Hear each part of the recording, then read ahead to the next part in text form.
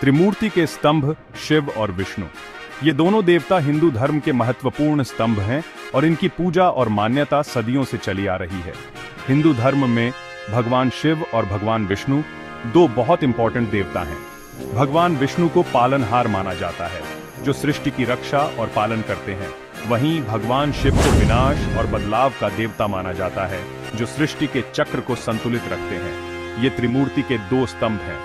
ब्रह्मा, विष्णु और शिव मिलकर सृष्टि की रचना, पालन और विनाश का चक्र पूरा करते हैं। शिव जी विनाश और बदलाव के देवता हैं। उनकी पूजा से हमें यह समझने को मिलता है कि जीवन में बदलाव और विनाश भी आवश्यक हैं, ताकि नया निर्माण हो सके। वो दुनिया को बनाने और बिगाड़ने के चक्र को चलाते हैं। विष्णु जी पालनहार हैं। वो दुनिया में सब कुछ सही तरीके से चलता रहे, इसका ध्यान रखते हैं। उनकी पूजा से हमें यह सीखने को मिलता है कि जीवन में संतुलन और स्थिरता कितनी महत्वपूर्ण है। वो दुनिया में सब कुछ सही तरीके से चलता रहे, इसका ध्यान रखते हैं।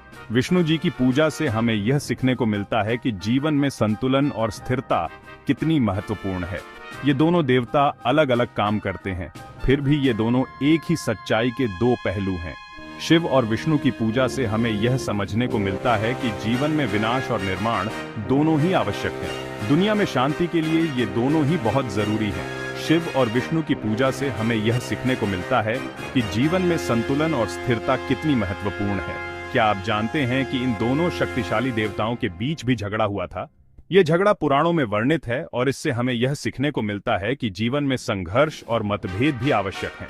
पर ध्यान रखना जरूरी है कि पुराणों में जो कहानियां हैं वो आम इंसानों के झगड़ों जैसी नहीं है।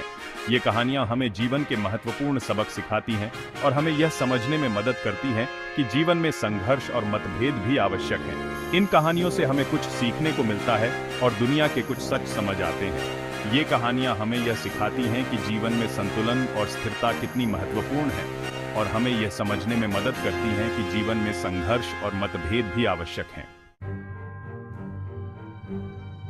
तनाव की वजह शिव और विष्णु जी के बीच तनाव क्यों था? यह सवाल सदियों से लोगों के मन में उठता रहा है।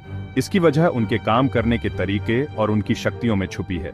शिव और विष्णु दोनों ही महान देवता हैं, लेकिन उनके कार्य करने के तरीके और उनके उद्देश्य एक दूसरे से बहुत अलग हैं। शिव जी गुस्से वाले हैं, विनाश और बदलाव लाते हैं। वे परिवर्तन के देवता हैं, जो पुरानी चीजों को नष्ट कर नई चीजों का निर्माण करते हैं। उनका क्रोध और उनकी शक्ति दोनों ही परिवर्तन के प्रतीक हैं। विष्णु जी शांत हैं, वो पालन करते हैं और सब कुछ वैसा ही बनाए रखते हैं। वे संरक्षण के देवता हैं, जो सृष्टि की रक्षा और पालन करते हैं। उनकी शांति और स्थिरता सृष्टि के संतुलन को बनाए रखने में मदद करती है। ये दोनों एक दूसरे से बिल्कुल अलग हैं। शिव और विष्णु के विपरीत स्वभाव और कार्य करने के तरीके उनके बीच के द्वंद्व का मुख्य कारण है। कई कहानियों में आप देखेंगे कि शिव और विष्णु में अपनी शक्ति और श्रेष्ठता को लेकर लड़ाई होती है। ये लड़ाइयां केवल उनकी शक्तियों का प्रदर्शन नहीं है, बल्कि उनके सिद्धांतों और विचारधाराओं का भी संघर्ष है। ऐसा अक्सर तब होता है जब कोई देवता या आशी किसी एक देवता की बहुत ज्यादा पूजा करता है, तो दूसरे देवता का प्रभाव कम होने लगता है। यह संघर्ष केवल देवताओं के बीच नहीं, बल्कि उनके अनुयायियों के बीच भी होता है। पर ध्यान रहे, ये कहानियां असली लड़ाई नहीं है। ये तो बस समझाने का एक तरीका है। ये कहानियां प्रतीकात्मक है, जो हमें जीवन के महत्वपूर्ण सबक सिखाती हैं। ये हमें सिखाती हैं कि घमंड और किसी चीज से ज्यादा लगाव, चाहे वो देवता ही क्यों ना हो, उनके लिए भी बुरा होता है। इन कहानियों के माध्यम से हमें यह समझने का मौका मिलता है कि संतुलन और विनम्रता जीवन में कितनी महत्वपूर्ण है। एक बड़ी लड़ाई, दक्ष यज्ञ और वीरभद्र का गुस्सा। यह कहानी हमें प्राचीन भारतीय पौराणिक कथाओं में से एक महत्वपूर्ण घटना के बारे में बताती है। शिव और विष्णु के बीच हुए एक प्रसिद्ध झगड़े की कहानी है दक्ष यज्ञ की कहानी। यह घटना देवताओं के बीच के संबंधों और उनके आपसी संघर्षों को दर्शाती है। दक्ष ब्रह्मा जी के बेटे थे और शिव जी की पत्नी सती के पिता। दक्ष एक महान राजा और यज्ञों के आयोजक थे, लेकिन उनके मन में शिव जी के प्रति द्वेष था। दक्ष को शिव जी पसंद नहीं थे। उन्हें शिव जी का तपस्वी और अघोरी रूप स्वीकार नहीं था और इसी कारण वे शिव जी से नाराज रहते थे। उन्होंने एक यज्ञ रखा और जानबूझकर शिव जी को नहीं बुलाया। यह यज्ञ बहुत ही भव्य था और इसमें सभी देवताओं को आमंत्रित किया गया था, सिवाय शिव जी के। सती को बहुत बुरा लगा और उन्होंने यज्ञ कुंड में कूदकर अपनी जान दे दी। सती का यह कदम उनके पिता दक्ष के प्रति उनके गहरे दुख और अपमान को दर्शाता है।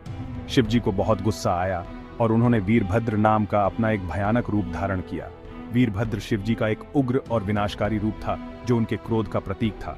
वीरभद्र ने पूरे यज्ञ को नष्ट कर दिया और दक्ष को मार डाला। वीरभद्र का यह प्रकोप यज्ञ स्थल पर एक भयंकर विनाश का कारण बना।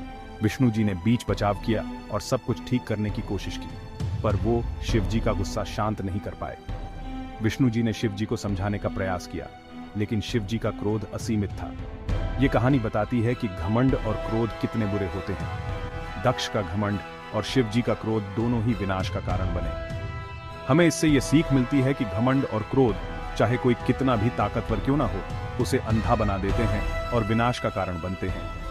यह कहानी हमें यह भी सिखाती है कि हमें अपने अहंकार और क्रोध पर नियंत्रण रखना चाहिए, अन्यथा इसके परिणाम बहुत ही भयानक हो सकते हैं।